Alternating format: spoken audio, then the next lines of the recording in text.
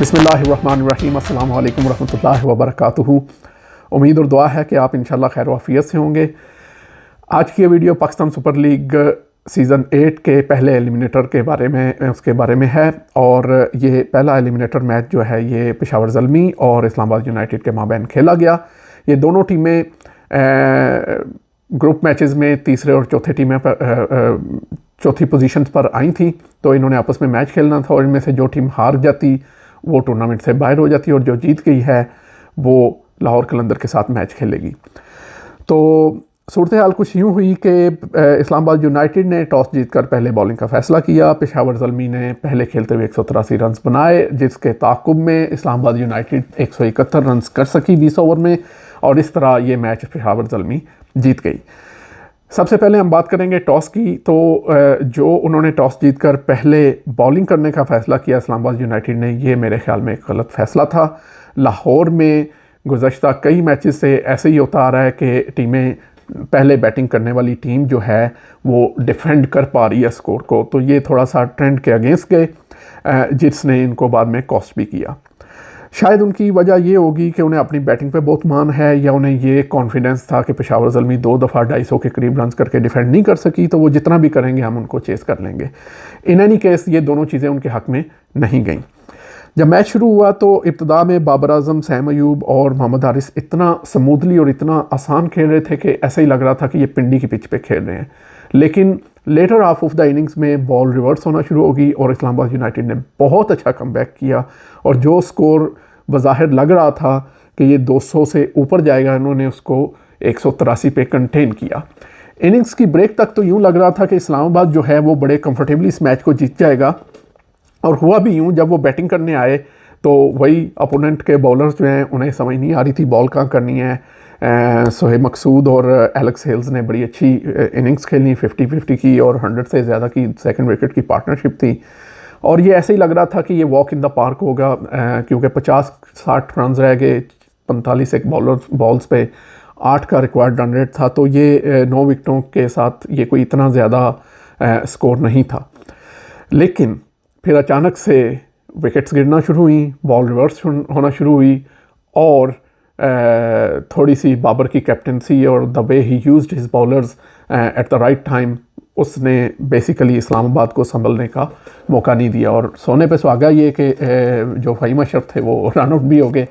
तो बुनियादी तौर पे यहाँ पे जो दो चीज़ें हैं, एक मैं यूँ कहूँगा कि इस्लामाबाद मैच इस वजह से भी हारी कि उन्हें अगर पता था कि बाद में बॉल रिवर्स होगी तो उन्हें चाहिए था कि पहले 10 ओवर में रिक्वायर्ड रन रेट से ज़्यादा तेज़ खेलते और ज़्यादा रन्स बना लेते, चाहे वो 1-2 विकेट्स उनकी गिर भी जाती, वहाँ पे कैपिटलाइज़ करते।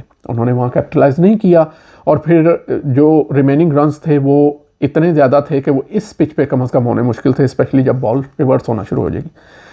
दूसरी चीज़ ये मैं कहूँगा कि मतलब इतनी विकेट्स को रख के क्या करना है जब बॉल्स ही कम है, तो वो मेरा ख्याल है कि सोहेब मकसूद अगर 120-25 या 30 के स्ट्राइक रेट से खेलने हैं तो उन्हें 200 के स्ट्राइक रेट से खेलना चाहिए था।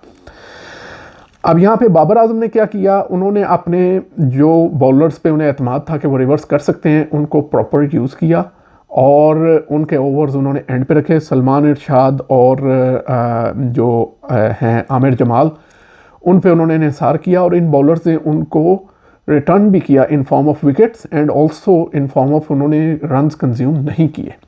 तो ये एक बहुत अच्छी, स्पेशली जो लास्ट ओवर जब डैरन समी बाहर से इशारे कर रहे हैं लेफ्ट हैंडर को दें, तो ये बाबर का बहुत अच्छा फ़ैसला था। एक स्ट्रॉन्ग कैप्टन, स्ट्रॉन्ग कैरेक्टर की ये निशानदेही है कि जो अपने फ़ैसले को अंदर उस पर स्टैंड लेता है। बाबर ने इस पर स्टैंड लिया और ये फ़ैसला किया कि उन्होंने आमिर जमाल को ओवर देना है। ये उनके ख़िलाफ़ भी जा सकता था और बहुत सारी आज बातें हो रही होती, लेकिन being able to make a decision is a really good character of a strong leader. एक और चीज़ मैं इस्लामाबाद यूनाइटेड के बारे में कहूँगा, ये इनका इंशाल्लाह हम एक अलग वीडियो में पूरा इनका एनालिसिस भी करेंगे। ये एग्रेसिव क्रिकेट खेलने के बारे में मतलब ये उस चीज़ को प्रमोट करते हैं, लेकिन एग्रेसिव के साथ सेंसिबल क्रिकेट भी खेली जानी चाहिए। पहली चीज़ तो ये है कि ये कोई इतनी एग्रेसिव क्रिकेट इन्होंने हमें खेल के नहीं दिखाई जिससे हम कह सकें कि ये बाकी 5 फ्रेंचाइज से बिल्कुल ही मुख्तलिफ टीम लगी हो, कि जो पहली बॉल से मारना शुरू करें और एंड तक इन्होंने कोई 4 दफ़ा 250 रन भी किए हों, ऐसा नहीं है। दूसरी चीज़ ये है कि एग्रेसिव क्रिकेट खेलने के लिए आपके पास इक्विपमेंट भी वैसा होना चाहिए, यानी आपके प्लेयर्स उस तरह के होने चाहिए जो वाकई ही एग्रेसिव खेल सकते हों, उनकी कैपेबिलिटीज़ हों। शोएब मकसूद 60 रन कर गए हैं, लेकिन वो उतने कॉन्फिडेंट शायद नहीं थे इस पिच पे भी। यहाँ तो बाबर आजम उनसे ज़्यादा अच्छे स्ट्राइक रेट पे रन करके हैं और उन्होंने कोई छक्का भी नहीं मारा, ठीक है।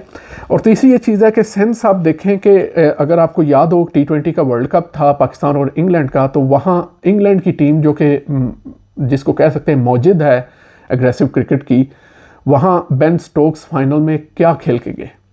मैच तो उन्होंने जिताया, लेकिन उन्होंने कोई एग्रेसिव क्रिकेट तो नहीं खेली एज सच। कल के मैच में अगर ये सेंसिबल क्रिकेट खेलते, स्पेशली उस वक्त जब एलेक्स हेल्स या शोएब मकसूद आउट हो गए, तो ये सिंगल्स वगैरह पे अगर आ जाते तो ये मैच जीत जाते। ये वही 6 मारने के चक्कर में रहे और इनके बैट्समैन जो हैं उनके पास कोई और गियर है ही नहीं अगर, तो वो कैसे ग्राउंड शॉट्स खेल के या गैप्स खेल के तो स्कोर करेंगे। तो मेरा ख्याल है कि मैच को इन अ रादर डिसेंट वे भी जीता जा सकता था than just trying to hit long boundaries. तो मुझे लगता है कि ये स्मार्ट और सेंसिबल क्रिकेट नहीं खेले। Starting from the toss till the time ये मैच हार गए, इन्होंने कहीं सेंसिबिलिटी एज सच नहीं दिखाई। इंशाल्लाह अगली वीडियो के साथ आपकी खिदमत में हाज़िर होंगे, तब तक के लिए हमें इजाज़त दीजिए। अल्लाह हाफिज़।